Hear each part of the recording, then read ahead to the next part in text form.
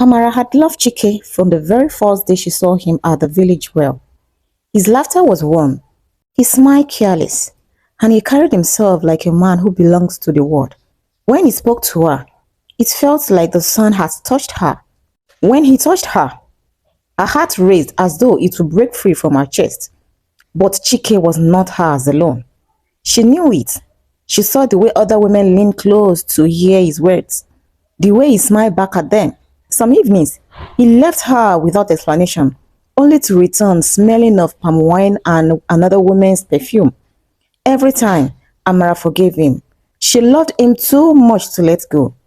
Yet, in her chest, fear grew like a thorn. What if he leaves me? What if one day I wake up and he is gone forever? One hot afternoon, Amara walked through the crowded market. Voices rose around, traders calling prices, goats bleating, women arguing over yams, but her ears caught something soft, almost hidden. Two women stood near a spice store. They spoke in low tones. "That woman sells Kayamata," one said. The other eyes widened. "Does it really work?" "Yes, if a man uses it, he will never love or look at another woman. His love, his desire, his soul, it all belong to you forever." Amara froze where she stood. Forever, the word clung to her like honey. She followed the whispers and soon she found a small store in a quiet corner of the market. A woman sat behind it, wrapped in indigo cloth, beads hanging from her neck. Her eyes were darkened and heavy, as though they had seen too much. Amara stepped closer. The woman gazed lifted. "Why have you come?" she asked in a voice smooth as oil. Amara's lips trembled. "I want him to be mine. I want him to love me only. I don't want to lose him. I want him to be mine forever." The woman nodded slowly, then reached into a wooden box. She pulled out a small glass bottle filled with thick red liquid. "This is Kayamata. Add it to his drink, his food.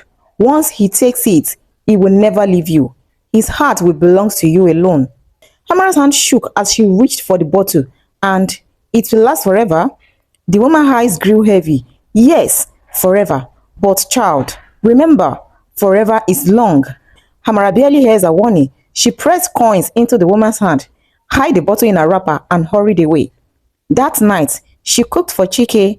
She stirred the red liquid into his palm wine while he was looking away. Her chest pounded as she watched him lift the cup. He drank it all, wiped his lips, and smiled at her.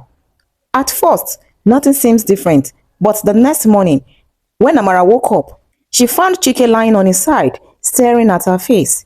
"You are beautiful," he whispered. "I don't want to look at anything else." Amara laughed softly. Her heart swelled. Maybe it's working. In the days that followed, he never left her side. He stopped going out to meet his friends. He no longer chased other women. His eyes followed her everywhere, and his hands always reached for hers. Amara was filled with joy. At last, Chike was hers. At last, she was safe. But the joy did not last. When Amara went to the bathroom, Chike stood outside the door waiting. When she went to the well, he walked behind her, glaring at any man who looked away. If she tried to leave the house alone, he pulled her back. "Don't go," he begged, his eyes trembling. "What if you don't come back? What if someone take you away from me?" At night, he clung to her tightly, whispering her name again and again and again, even in his sleep. Sometimes she woke to find him sitting on the bed, staring at her, his lips moving. "Amara, Amara, Amara." At first, she told herself it was love, but soon fear grew inside her. He refused to eat unless she fed him. He refused to sleep unless she laid beside him. His body grew thinner, his eyes darker, but his devotion burned hotter each day.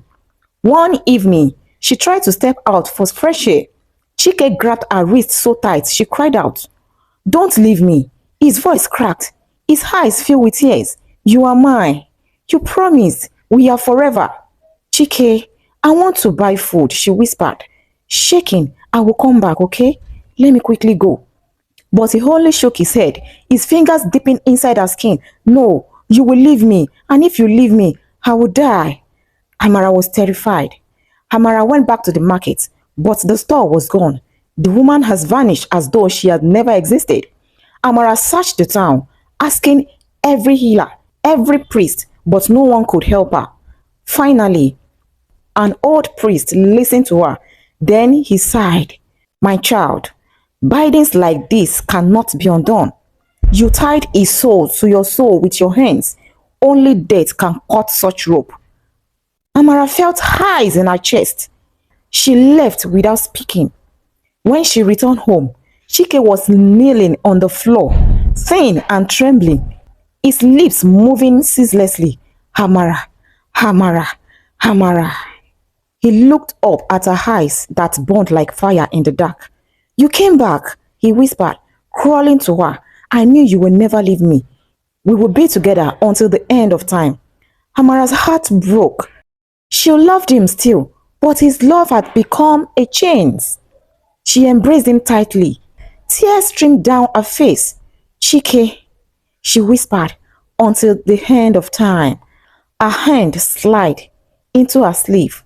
She brought out a knife. With one swift motion, she drove it into her chest. Chike gasped, blood filling his lips. His body shook, but his eyes never left her. He smiled through the pain, whispering his last word, forever, Amara, forever. Then he fell limp on her arms. Amara buried Chike behind the house.